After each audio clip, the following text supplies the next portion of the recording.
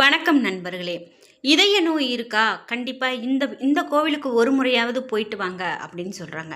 நம்ம தமிழகத்துல கோவில்கள் அப்படின்னு எடுத்துக்கிட்டிங்கன்னா, ரொம்ப பழமையான கோவில்கள்ல ஆச்சரியமான விஷயங்கள் இன்னைக்கும் நாம பார்த்து வியக்கக்கூடிய வகையில இருக்கும்.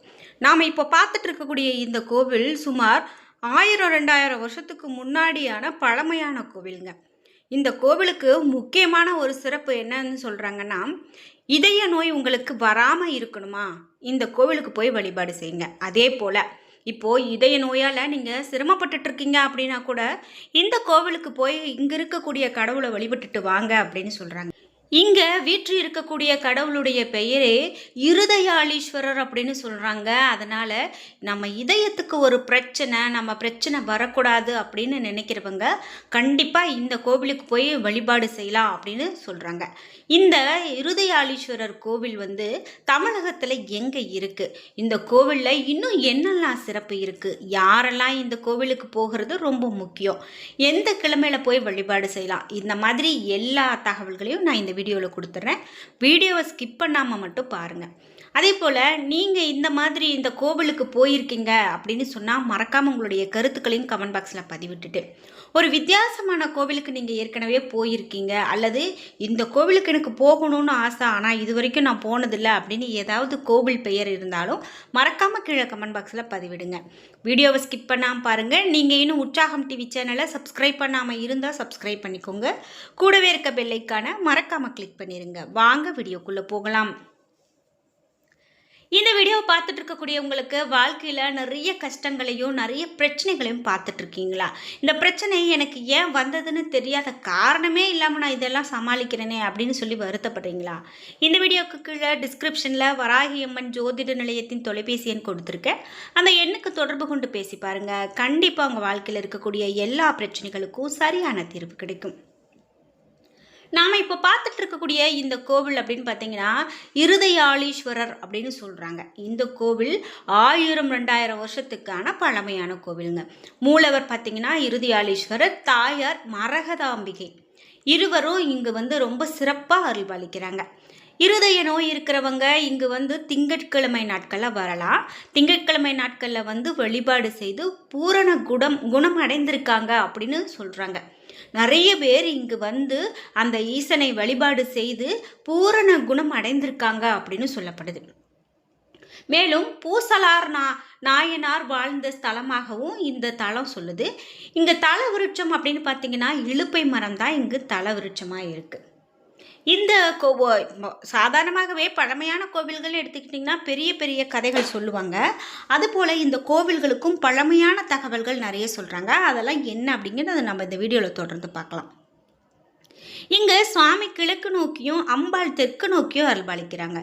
சுவாமி விமானம் கஜபிருஷ்டம் அமைப்பில் இருக்குது. அதே போல் 7ஆம் நூற்றாண்டில் வாழ்ந்த பூசலார் நாயனார் சிறந்த சிவபக்தர். அவர் தன்னுடைய மனதிலேயே சிவனுக்கு ஆலயம் கட்டினாராம். திருநின்ற ஊரில் இருக்கக்கூடிய சிவலிங்கம் கோவிலுக்கு மேற்கூரைகள் எதுவும் கிடையாதுங்க. அதே போல் இந்த கோவில் எங்கே இருக்குது அப்படின்னு கேட்டிங்கன்னா, இந்த கோவில் திருவள்ளூர் மாவட்டத்தில் இருக்கக்கூடிய திருநின்ற ஊரில் அமைந்திருக்குங்க. இருதயாளீஸ்வரர் திருநின்ற ஊரில், அதாவது திருவள்ளூர் மாவட்டம் திருநின்ற ஊரில் இருதயாளீஸ்வரர் கோவில். இந்த கோவிலுக்கு நீங்களும் ஒரு முறை போய் பார்த்து வழிபாடு செய்துட்டு வாங்க. நிச்சயமாக நமக்கு வர இருக்கக்கூடிய இதய நோயோ அல்லது எந்த ஒரு பிரச்சனையாக இருந்தாலும் அதை வராமல் தடுக்கக்கூடிய ஒரு ஆற்றல் இந்த கோவிலுக்கு இருக்குது அப்படின்னு சொல்கிறாங்க. வெயிலும் மழையிலும் நனைந்து கொண்டு இருக்கக்கூடியதா இந்த கோவில் கூரை இல்லாமல் இருக்குது. இந்த சிவலிங்கத்தை பூசலார் நாயனார் தினசரி பூஜித்து வந்திருக்காரு. தன்னிடம் பொருள் வசதி எதுவும் இல்லாததால் பல வருடங்களாக தன்னுடைய மனதிலேயே சிவனை வைத்து ஆலயம் கட்டி வழிபட்டு வந்தாராம். அதே நேரத்தில் காஞ்சிபுரத்தில் ஒரு பல்லவ மன்னன் ஒரு பிரம்மாண்டமான சிவன் கோவிலை கட்டியிருக்காங்க. இருவரும் ஒரே நேரத்தில் கோவிலை கட்டி முடித்தாங்களாம். ஒரே நாளில் இருவரும் கும்பாபிஷேகத்திற்கு நாள் குறிச்சிருக்காங்க. அன்று இரவு சிவன் மன்னனுடைய கனவுல தோன்றி திருநன்ற ஊர்ல பூசலார் நாயனார் அப்படின்னு சொல்லக்கூடியவர் எனக்கு கோவில் கட்டியிருக்காரு, அந்த கும்பாபிஷேகத்திற்கு நான் செல்ல வேண்டும் அப்படின்னும், நீ வேறு ஒரு நாளில் கும்பாபிஷேகத்தை வைத்துக்கொள் அப்படின்னு சொன்னாராம். மன்னரும் அதை ஏற்று திருநின்ற ஊர் போனாங்களாம். அங்கே பலரிடமும் கோவில் எங்கே இருக்குது அப்படின்னு கேட்டிருக்காங்க. ஒருவருக்கும் கோவில் எங்கே இருக்குது அப்படிங்கிறதே தெரியல. உடனே பூசலார் நாயனார் சென்று பூசலார் நாயனாரை தேடி போயிருக்காங்க. அவரிடம் போய் மன்னன் விஷயத்தை கூறியதும் பூசலார் நாயனார் தங்கிட்ட பொருள் வசதி எதுவும் இல்லை, எனவே சிவனுக்கு என்னுடைய மனதில் நான் கோவில் கட்டியிருக்கேன் அப்படின்னு சொன்னாராம். இதை கேட்ட மன்னன் ஆச்சரியம் அடைந்து போயிருக்காங்க. ரெண்டுக்கும் இருக்கக்கூடிய வேறுபாட்டை உணர்ந்து கொண்டாராம் அந்த மன்னர். அதே போல் பூசலார் நாயனாருடைய விருப்பத்தை நிறைவேற்ற மன்னன் முடிவு செய்தாராம். அதோடு இல்லாமல் திருநின்றவூரில் சிவனுக்கு ஒரு பெரிய ஆலயத்தை கட்டி கொடுத்துருக்காங்க. அங்கு சிவனுக்கு பிரதிஷ்டை செய்து அதற்கு இருதயாளீஸ்வரர் என்ற நாமத்தையும் சூட்டியிருக்காங்க. இந்த கோவிலுடைய சிவனின் மூலஸ்தானத்தில் பூசலார் நாயனார் சிலையும் இருக்கிறத பார்க்க முடியும். இதய நோய் இருக்கிறவங்க திங்கட்கிழமை நாட்களில் இங்கு வந்து வழிபாடு செய்கிறாங்க. அவருக்கு இதய நோய் குணமாகதாகவும் நம்பப்படுது. தங்களுடைய கோரிக்கை நிறைவேறியதும் மீண்டும் பக்தர்கள் இங்கு வந்து வழிபாடு செய்கிறாங்க. நோயாளிகளை தவிர சென்னை, காஞ்சிபுரம், திருவள்ளூர் ஆகிய இடங்களில் இருக்கக்கூடிய இருதய மருத்துவர்கள் கூட இங்கு வந்து அதிக அளவில் தங்கக்கிட்ட வரக்கூடிய நோயாளிகள் குணமடைய வேண்டும் அப்படின்னு பிரார்த்தனை செய்யக்கூடியதை நம்மளால் பார்க்க முடியும். எனவே இங்கு திங்கட்கிழமை தோறும் இருதய நோயாளிகளும் இருதய டாக்டர்களும் அதிகமான அளவில் கூடக்கூடியதை நம்மளால் பார்க்க முடியுங்க. எவ்வளவு பெரிய ஆச்சரியம்! அது என்னதான் நாம் டாக்டராக, அதாவது என்னதான் மருத்துவராக இருந்தாலும் கூட இந்த கடவுளை வந்து வழிபாடு செய்துட்டு அவங்களுடைய பணியை செய்கிறாங்க. இதனாலேயே அவங்களுக்கு வந்து ஒரு மன நிம்மதியும் நல்ல ஒரு தீர்ப்பும் கிடைக்குது அப்படின்னு சொல்கிறாங்க.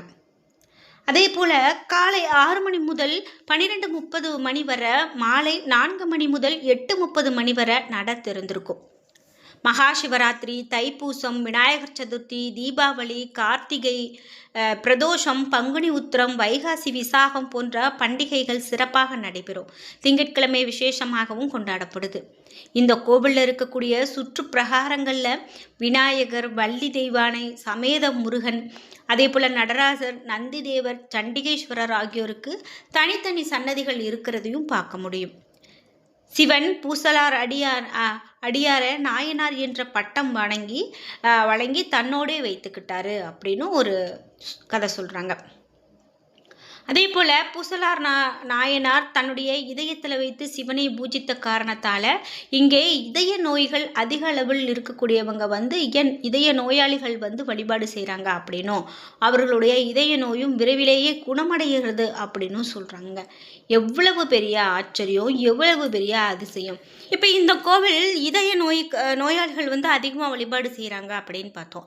அதே போல் நம்ம தமிழகத்தில் பல கோவில்கள் இருக்குங்க. அந்த ஒவ்வொரு கோவில்கள் மேலேயும் பல ஒரு நம்பிக்கைகள் இன்றைக்கும் இருந்துக்கிட்டு தான் இருக்குது.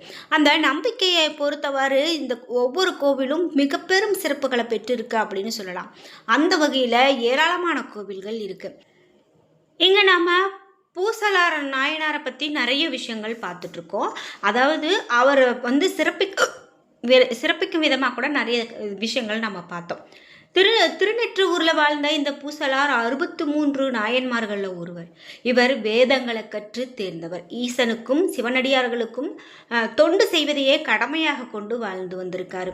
சிந்தனையாலும் செயலாலும் ஈசனுடைய திருவடிகளை பற்றி கொண்டு பூசலாருக்கு சிவபெருமானுக்கு ஒரு ஆலயம் எழுப்பணும் அப்படிங்கிற ஆசை வந்து இந்த ஆலயத்தை, அதாவது தன்னுடைய மனதில் ஒரு ஆலயத்தை கட்டி வைத்தாரு.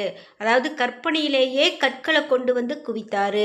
முகூர்த்த நாள் பார்த்து சுபவேளையில் ஆகம விதிப்படி அஸ்திவாரம் அமைத்தாரு. இரவு பகல் பாராம அதே சிந்தனையில இருந்தாரு பூசலார். உறங்காம அடுத்தடுத்து செய்ய வேண்டிய ஏற்பாடுகள் பற்றி சிந்தனையிலேயே இருந்திருக்காரு. இது மட்டும் இல்லாமல் இப்படி இருந்து பல விஷயங்களை செய்து இந்த பூசலார் மனதில் வேதனை வாட்டியதை விட, அதாவது நம்மளால் ஒரு கோவில் கட்ட முடியலையே அப்படிங்கிற ஒரு வேதனையில் இருந்திருக்காரு. அப்புறம் இந்த கோவில் எழுப்பப்பட்டிருக்கு.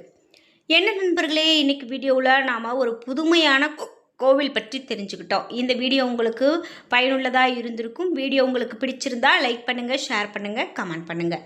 நீங்கள் இன்னும் உற்சாகம் டிவி சேனலை சப்ஸ்கிரைப் பண்ணாமல் இருந்தால் சப்ஸ்கிரைப் பண்ணிக்கோங்க. கூடவே இருக்க பெல்லைக்கான மறக்காமல் கிளிக் பண்ணிடுங்க.